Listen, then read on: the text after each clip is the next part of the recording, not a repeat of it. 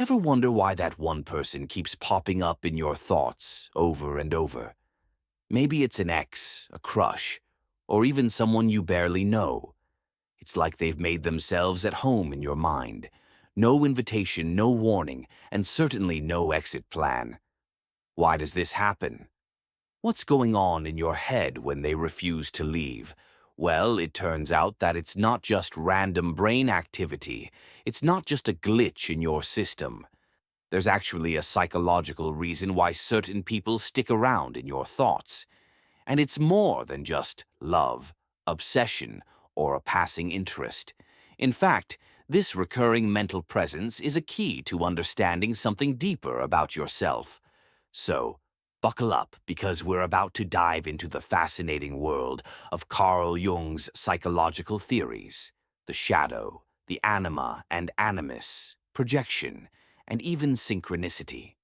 By the end of this, you might not only understand why that person keeps living rent-free in your mind, but also discover something profound about who you are. Carl Jung, one of the brightest minds in psychology, believed that our minds are not just open books. Instead, they're like icebergs. What we see, the thoughts, memories, and emotions that come to the surface, make up the tip of the iceberg. But beneath the surface lies a vast, unseen chunk of our psyche, the unconscious, and this is where most of the mental action takes place. Jung suggested that when someone keeps appearing in your thoughts, it's no random coincidence. It's a clue, a message from your unconscious. This is your mind calling your attention to something deeper, something you might have buried. Whether it's a repressed memory, a neglected desire, or even a hidden fear, your unconscious mind is trying to bring it to light. So, when that person keeps showing up in your thoughts, they might be the catalyst your unconscious is using to get you to pay attention. Maybe they represent something you've ignored, or something you wish you could embody. It's not about them, it's about you and what they trigger within you. Here's where things get even more interesting. Jung introduced the concept of the shadow, the parts of yourself you've repressed, ignored, or rejected.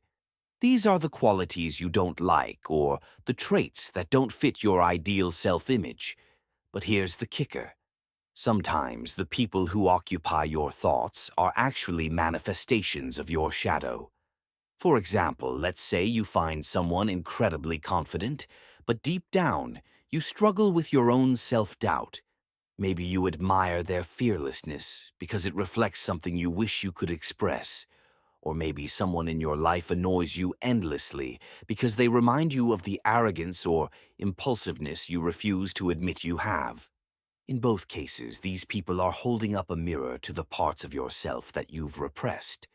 Jung believed that our relationships with others often mirror our relationship with ourselves. When someone sticks in your mind, they might be embodying a part of your shadow that's asking for attention. Rather than obsessing over them, ask yourself, what part of me are they reflecting? Recognizing your shadow is a crucial step in self-awareness. It's not about banishing these parts of yourself. It's about integrating them into your whole being. As Jung said, one does not become enlightened by imagining figures of light, but by making the darkness conscious. Jung also developed the ideas of the anima and animus, the inner feminine and masculine aspects of the psyche.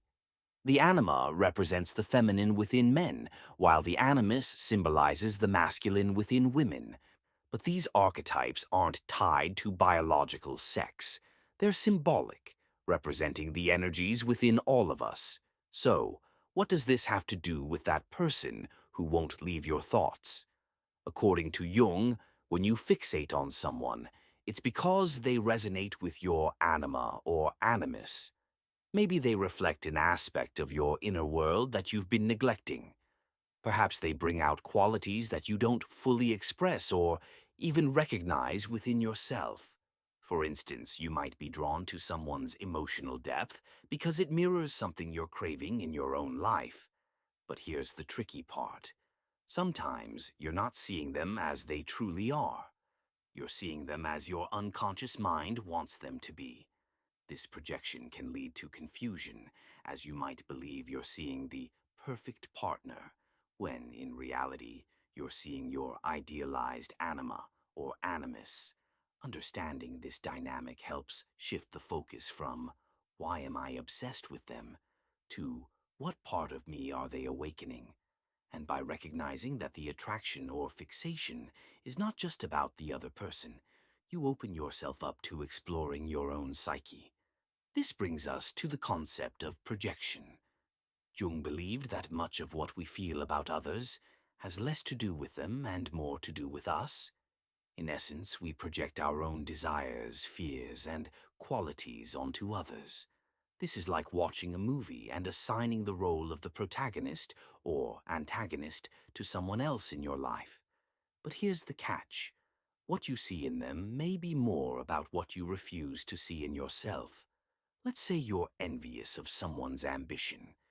In reality, this might be a quality you wish you had more of, or maybe it's something you already possess but haven't fully acknowledged. Or perhaps you can't stand someone because they remind you of your own shortcomings, like being emotionally distant or overly critical. Either way, these projections reveal aspects of your own psyche that need attention. When you find yourself obsessing over someone, whether you admire them or despise them, stop and ask, what am I really seeing here? It's an opportunity for self-reflection. By owning your projections, you reclaim the power that you've unconsciously given to others. As Jung said, everything that irritates us about others can lead us to an understanding of ourselves. Finally, let's talk about synchronicity. Have you ever thought about someone and then unexpectedly run into them? Or maybe you've been thinking about them for weeks, only for them to message you at just the right moment. It feels like the universe is nudging you, doesn't it? Jung called these meaningful coincidences synchronicity, the phenomenon where events are connected not by cause and effect, but by meaning. When these events align in a way that feels significant, Jung believed it wasn't just random chance. It was a message from your unconscious mind, or even a larger force, trying to tell you something. Next time something synchronistic happens, don't brush it off as a fluke. Take a moment to reflect on why that person is appearing in your life, especially at that particular moment. Is it triggering an unresolved emotion? Is it highlighting a path you've been avoiding? Or perhaps, is it reminding you of your own power to create meaning in your life? Now that we've explored Jung's theories, you're probably wondering, what can I actually do about this person who keeps popping up in my thoughts? Here's the good news.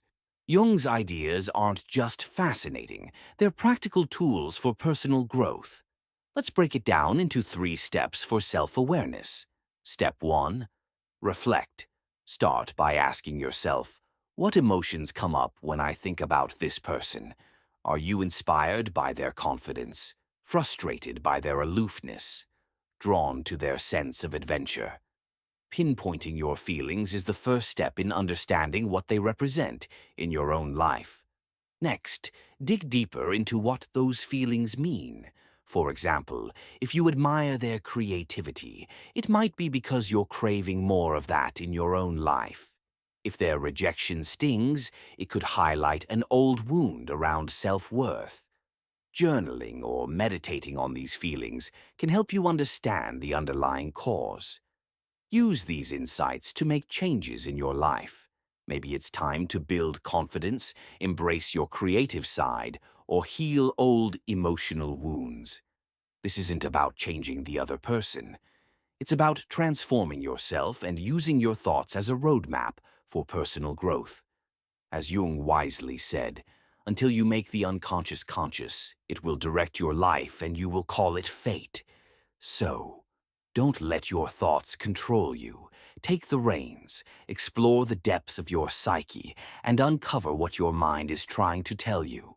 By the end of this exploration, you might discover that the people who live rent-free in your head are not there by accident. They could be the key to unlocking deeper self-awareness, guiding you toward personal transformation. So, take a deep breath, dive in, and see where your thoughts lead you. Because in the end, it's not just about them, it's about you.